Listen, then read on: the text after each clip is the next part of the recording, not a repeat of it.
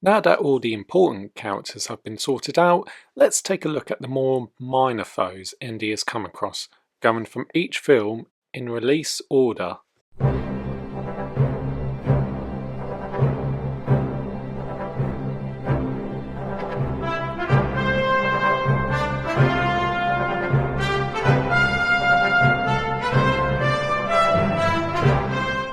Satipo and Bronca were a pair of con artists who would guide any adventurer into the South American jungles just to kill or rob them. In possession of one half of a map that led to a temple in Peru that contained a golden idol, the pair were hired by Indiana Jones to guide him through the jungle, even with the knowledge that they were entering Jovito's territory. They still planned on killing Indy to get the idol for themselves. While noticing that Jones had the other piece of the map, Bronca saw the chance to take it. Aiming his gun, Indy heard the gun being cocked and using his whip disarmed him. Bronca ran into the jungle while Satipo stayed with Indy, knowing that that was the best way to get the idol. Reaching and entering the temple, the pair managed to avoid all the traps until they found the idol itself. Unfortunately, despite Jones's efforts, a trap was activated, leading to the temple collapsing. With no time to lose, Satipo made his way over a large chasm, using Indy's whip. Promising that he would throw the whip back if he gave him the idol, Indy did what he asked, and with the idol, Satipo left the archaeologist to die. But Indy managed to save himself. After that, Indy found Satipo dead by one of the temple's traps. With the idol in hand and escaping the temple, Indy sees himself surrounded by the Jovito's warriors, who had already killed Bronca, whose body is seen falling in front of Jones. Bronca was played by Vic Tabelin, and Satipo was played by future Spider-Man 2 actor Alfred Molina, in which was his first film role. The swordsman that Indy encounters in Cairo, while searching for Marion after she was kidnapped by the Nazis, was a massive thug for hire with a fearsome reputation. At a marketplace, the robed man came face to face with Jones. Trying to intimidate him, he shows off his skills with his sword, but Indy didn't have time for a fight, so he simply took his gun out and shot the guy, much to the crowd's pleasure. The swordsman was played by stuntman Terry Richards. Originally, the fight between him and Jones was going to be longer. However, Harrison Ford and most of the film crew were suffering from an illness, so the scene was shortened just to have him being shot. This ironically led to one of the most comedic parts of the film, and pretty much the main reason why I included him in this in the first place. An unnamed, one-eyed assassin, the Monkey Man got his name from using trained monkeys in his missions. When Indy and Marion were in Cairo, he was hired by the Nazis and sent one of his monkeys to spy on them, while also sending different criminals to capture them. While trying to capture Indy failed, Marion's capture was successful. But not wanting to leave the job unfinished, he followed Jones to the home of an old man. While there, Monkey Man snuck into the house and poisoned a bowl of dates. His plan would have succeeded if not for a timely save by Sully, who noticed the monkey had eaten one of the dates. With his pet dead, Monkey Man simply disappeared. It's unknown what happened to him, but my personal theory is, since he still failed to kill Jones, and they would have wanted to cover their tracks, the Nazis probably killed him. He was played by Vic Tabelin, who also played Bronca. Major Gobler was Colonel Diedrich's aide during the expedition of the Ark. All he did was follow Diedrich around and agreed to everything he said.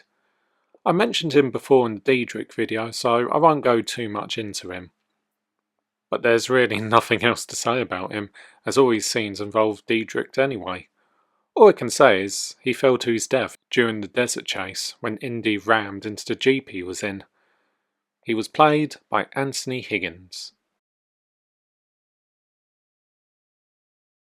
Chatter Lao was the Prime Minister of India and was a member of the Thuggy cult led by Molaram, using the Maharaja as a puppet ruler and served as a representative for anyone who visited the palace, while secretly helping the Thuggy find the Sankara stones.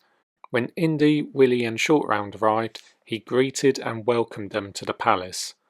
After they discovered the truth, however, he aided Molaram in brainwashing Jones and witnessed Willie's sacrifice. But, thanks to Short Round, Indy was back to normal, and while trying to rescue Willie, Lowell tried to stop him after a brief fight.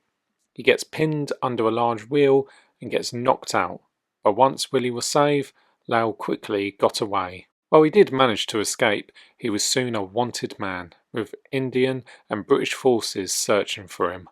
He was played by Roshan Seth, and his character was originally going to die in the film.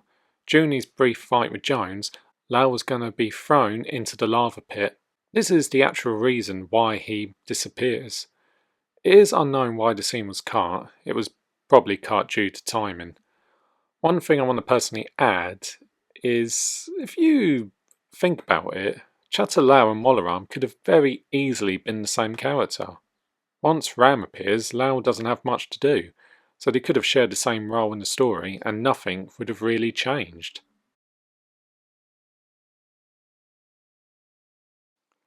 The man in the Panama hat was a ruthless collector of antiques. Gaining an interest in the cross of Coronado, he hired a gang to find it. Once they did, it was soon stolen by a young Indiana Jones, who believed it belonged in a museum. While he was successful in escaping them, they eventually turned up at his house with the local sheriff. Since the gang claimed that Panama hat was the rightful owner, and no evidence to back him up, Indy had to give him the cross. Many years later, and becoming a well-known archaeologist, Indy had another encounter with him over the cross, this time on a boat, off the coast of Portugal, during a thunderstorm. While Indy was getting beaten up by his men, Panama Hat personally took the cross from Jones, but this time Jones broke free and seized the cross. But, due to the storm, an explosion is caused, sinking the ship. Indy managed to survive, but Panama Hat wasn't as lucky. He was played by two actors, the young one being Tim Hisser, and the older one being Paul Maxwell. In a way, you could say Panama Hat was Indy's first ever villain he encountered. What is with this series and colonels? Anyway, Colonel Rieber was in charge of an SS operation to retrieve any antiques that Hitler would find interesting in France. During World War II, one of these, he believed, was the Lance of Lingonis. However, his men had captured Indy, and after interrogating him, he is soon approached by Olgan Voller, who explained he had found one half of the Dial of Destiny. However, while Rieber was disinterested in the device, he soon became furious when they discovered the lance was fake, and while, during a train journey, confronted Jones, who had escaped his men. The confrontation led to the outside of the train, and during the fight, Rieber is shot by Indy's friend Basil Shaw. Wounded, Jones used the moment to kick him off the train to his death. He was played by German actor Thomas Kretschmann. Now, I know what most people are thinking. How come I've never brought up any of the villains played by Pat Roach? Well, that's because I'm dedicating a whole video on the different roles he's played over the series. So join me next time as we look at all the villains played by English wrestler, actor, stuntman Pat Roach.